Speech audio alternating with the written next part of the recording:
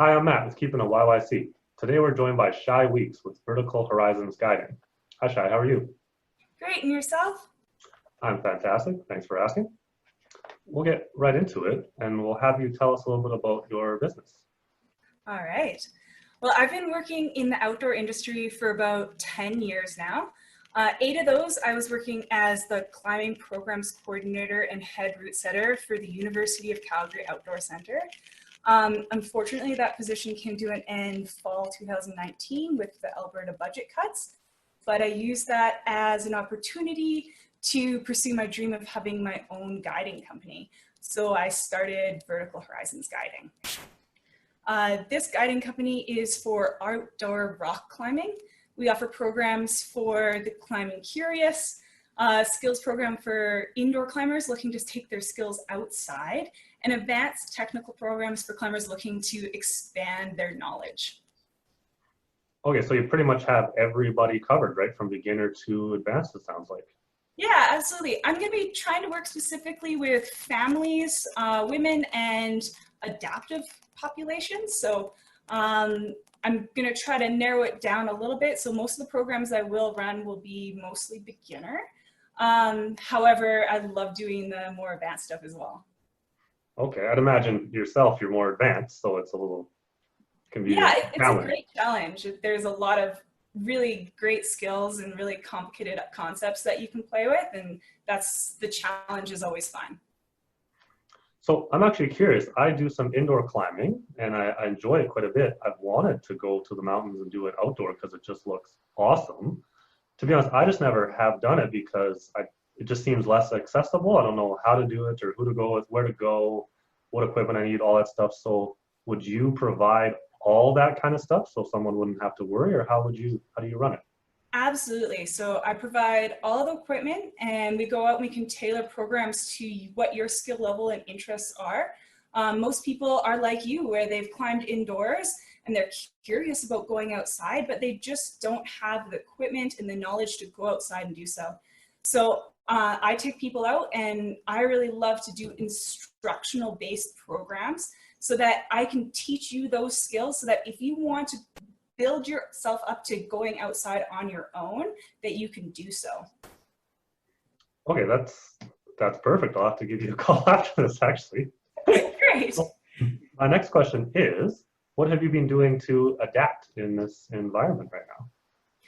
So with the gyms closing down, many climbers have been searching for other ways to keep up their training and their climbing fitness because it's an ongoing process. And with myself as well, I want to keep my fitness level really high. So many people have been starting home climbing walls and doing a lot of at-home fitness. So I've created a few different videos on home route setting basics, some drills and skills that you can do on the wall, as well as some like fitness and cross training ideas. Oh, that's awesome. I assume you have that on your social media or website or something like that to keep Yeah, right now that's being posted mostly on Facebook and Instagram. And the website is more just the programs that we offer. Okay, cool. That's exciting. Mm-hmm. So the third question I have is, what can people do in general to support local right now? That's a great question. Right now, supporting local, I think, is seeking out those smaller local Calgary businesses instead of going online and purchasing from the large corporations. Buying gift cards is a really great way to support local, especially for the outdoor industry and programs like mine. Right now, we're not running things, but by buying a gift certificate, you're making that investment in taking programs in the future and helping us get by in the meantime when we're still shut down. Absolutely, that's a great idea because as much as some businesses try to adapt right now, there are some that are just not conducive to putting a product online and offering free delivery or curbside pickup, things like this. So in cases, Absolutely. in cases like yours, it's good to offer those gift certificates and perhaps promotions, things like this, so that people can help support in the future and have some fun activities lined up in the future. Well, we'll be getting out there again soon. Right? The mountains are still waiting for us, and they'll be there when this is over. So by kind of putting that little investment in, you know, you're going to get those skills that you can enjoy the outdoors in a new way when it's safe for us to do so. Absolutely. So the last question I had for you is, are there any tips and tricks that you can share with people in regards to your expertise in outdoor rock climbing? Yeah, absolutely. I actually got a little bit of rope here, and I wanted to show you guys a couple of knots, if that's all right. Absolutely, let's do it. All right. So one of the most important knots in outdoor climbing is the barrel knot.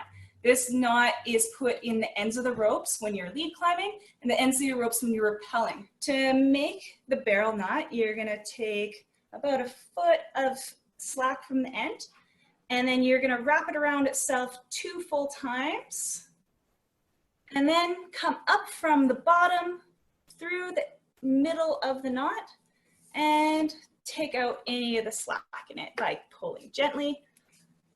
You know that it's right because you have 2 little wraps that go all the way around, and you have at least 2 hands of tail left over. Okay. All right. The second knot I'd like to show you is a figure 8 on a bight. This knot is used if you're clipping off one of the ends of the rope. To make the figure 8 on a bight, you're going to take a bight of rope. So that's when the rope folds back on itself. Again, you're going to want about a foot. All right. And then you're going to make a loop. So when it crosses over itself, it's called a loop. And you're going to wrap it all the way around and back through the top. You might have to dress your knot just a little bit to make it look neat and tidy. Give it a pull from all strands. And there's your finished knot. You know that it's correct because you have 5 sets of pairs. 1, 2, 3, 4, 5. And you have at least 2 ends of the tail left over.